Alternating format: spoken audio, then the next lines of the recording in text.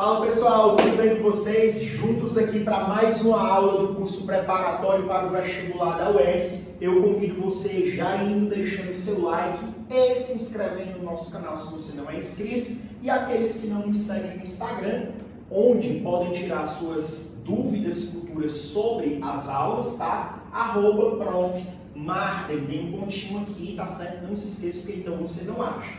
Vamos para a nossa aula de hoje, que vai tratar mais uma vez do tópico 1 do edital de filosofia do vestibular da Universidade Estadual do Ceará, que é o tema do nascimento da filosofia. Tema esse já abordado por nós na primeira aula, onde nós fizemos algumas distinções importantes para você que vai fazer o vestibular. Por quê? Porque isso é muito comum nas questões da UES, que foi a distinção entre o discurso narrativo e o discurso argumentativo. Nós chamamos esse discurso narrativo de mito e o discurso argumentativo de logos. Vimos as diferenças que existem em cada um desses discursos. Vimos que o mito é um tipo de explicação fabulosa, uma história narrada, contada em tempos longínquos, e vimos também que a utilização da palavra mito pelos gregos do século 7, 8, 9 a.C.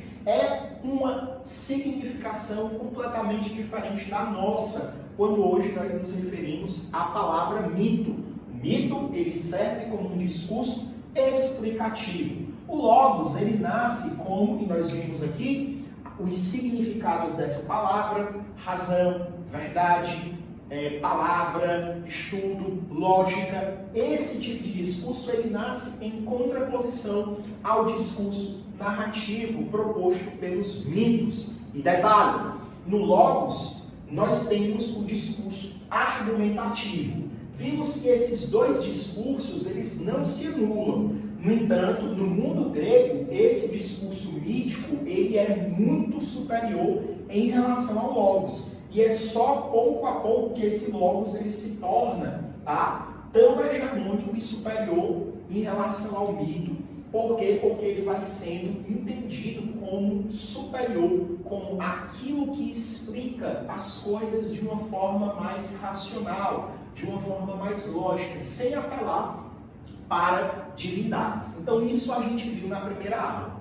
Nessa aula nós vamos ver os modos de discurso mítico e como que a filosofia ela se apoderou desse discurso argumentativo que caracteriza a atividade filosófica enquanto tal. Veja, os mitos, como eu disse para vocês na aula anterior, se caracterizam exclusivamente como histórias. Histórias estas que explicam a realidade de um modo fabuloso. Por exemplo, nos mitos nós temos um tipo de discurso cosmogônico, ou simplesmente uma cosmogonia. Marden, como assim?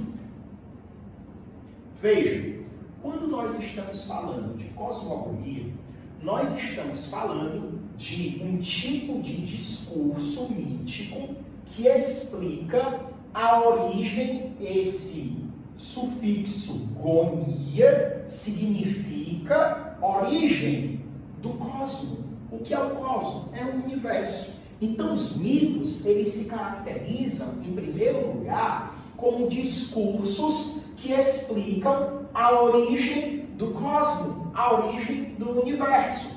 Aquelas pessoas que viviam, por exemplo, no século X, século VIII, século IX antes de Cristo, elas não tinham ciência pessoal, elas não tomavam banho e escovavam os dentes todos os dias. Então eles começavam a ver um astro luminoso saindo de um lugar e indo para outro. Eles começaram a se perguntar o que faz esse astro luminoso regradamente todos os dias sair de um lugar e para o outro. Eles não sabiam explicar isso. Então, o que acontece?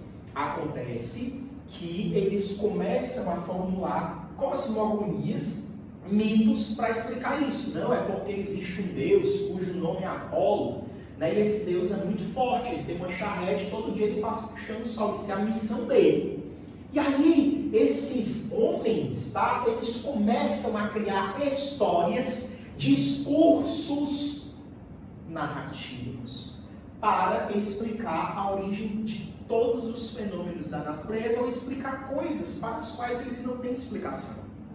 Só que aquelas pessoas, elas são pessoas inteligentes. Dizer que elas ainda não estão pensando com a lógica que caracteriza o pensamento filosófico não quer dizer que elas não sejam inteligentes. Ao contrário, são inteligentíssimos. E aí chega um gaiatinho e diz assim, tá bom, o Apolo explica o sol, né? Zeus explica a chuva, tanto que os gregos falavam Zeus chove, né? Ou seja, existe aí um sujeito que faz chover, certo? O verbo chover não era impessoal, né? Como é no português. Então, o que acontece? A ideia é que se começa a se perguntar pela origem daqueles seres, os deuses, que explicam o cosmos. É nesse sentido que, por exemplo, Hesíodo ele vai criar uma teogonia. O que seria a teogonia? A teogonia, gonia nós já sabemos o que é. É o início, é o princípio.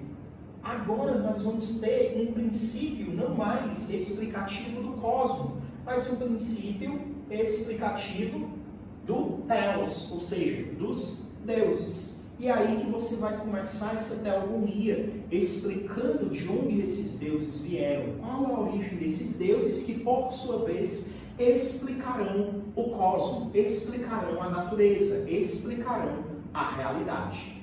Isso é uma coisa muito importante, por quê? Porque o discurso filosófico, ele nasce tentando mostrar que existe uma forma mais lógica, mais racional, de nós explicarmos os fenômenos da natureza, uma forma em que não se faz necessário apelar para os deuses. É nesse sentido que nasce a cosmologia. Observe, o objeto de estudo continua o mesmo, é o cosmo, porém a forma de abordar esse cosmo é diferente. Enquanto aqui nós estamos simplesmente descrevendo a origem desse cosmo, aqui nós pretendemos estudar de modo racional, argumentativo esse cosmo. E é nesse sentido que os primeiros filósofos, eles são filósofos que procuram estudar o cosmo. E qual era o objeto de estudo deles dentro do cosmo? Era aquilo que eles chamavam de arqué. Marden, o que seria arqué? Arqué, pessoal, seria o princípio originário, constitutivo e explicativo de todas as coisas. Esses primeiros filósofos que nascem no século VI a.C., Tales de Mileto, Anaxímenes, Anaximandro, Anaxágoras, Pitágoras, Parmênides, Heráclito, Demócrito, Leucipo e aí vai.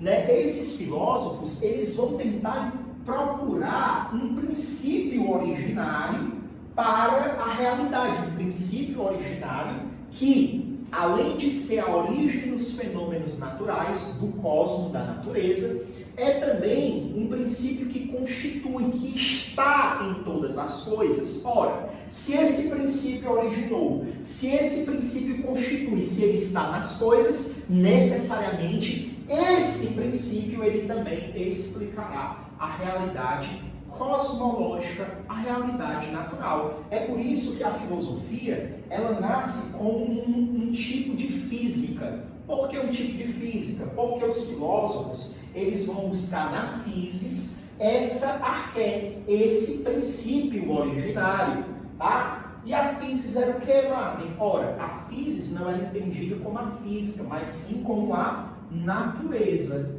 certo? E a natureza aqui entendida com tudo que compõe essa estrutura natural. É nesse sentido que a filosofia ela se caracteriza, sobretudo, por um estudo argumentativo, um estudo racional e lógico que pretende entender a physis, a natureza. E, ao entender essa physis, a natureza, entendendo o seu funcionamento, chegar a essa arqué. Esse discurso ele precisa ser um tipo de discurso argumentativo, um tipo de discurso que se baseie na observação do mundo natural e no entendimento daquele elemento que está na natureza, que é o elemento mais fundamental, sem o qual a própria natureza deixaria de ser o que ela é. Bons estudos para você e, gente, nós nos encontramos no próximo vídeo, beleza? Grande abraço, estamos sempre aqui.